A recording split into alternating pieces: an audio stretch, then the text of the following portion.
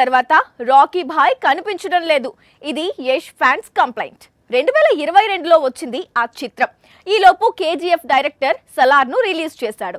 ఇప్పుడు ఇంకో చిత్రాన్ని కూడా తెరకెక్కిస్తున్నాడు. రాకీ భాయ్ మాత్రం అడ్రస్ లేడు.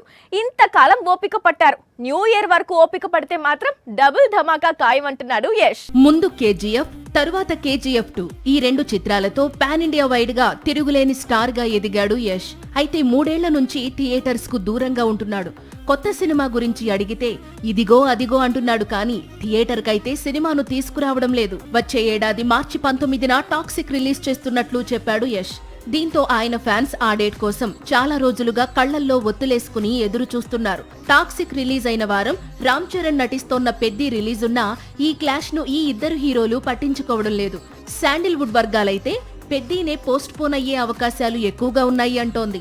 మార్చిలో టాక్సిక్ రిలీజ్ ఉంది. వెంటనే మళ్లీ నవంబర్లో యష్ బాక్సాఫీస్ ముందుకు రాబోతున్నాడు. కాకపోతే రామాయణంలో రావణుడి పాత్రలో సర్ప్రైజ్ చేయబోతున్నాడు. వచ్చే ఏడాది ఈ రెండు చిత్రాలు తప్పకుండా రిలీజ్ అవుతాయంటూ ఫ్యాన్స్ కు ప్రామిస్ చేశాడు యష్. ప్రామిస్ బ్రేక్ చేయకూడదు అంటూ ఫ్యాన్స్ కండిషన్స్ పెడుతున్నారు. సాక్షి టీవీ ప్రసారాలను నిలిపివేయడం చట్టరీత్యా నేరం. సాక్షి టీవీ ప్రసారాల కోసం మీ స్థానిక కేబుల్ ఆపరేటర్ని వెంటనే సంప్రదించండి.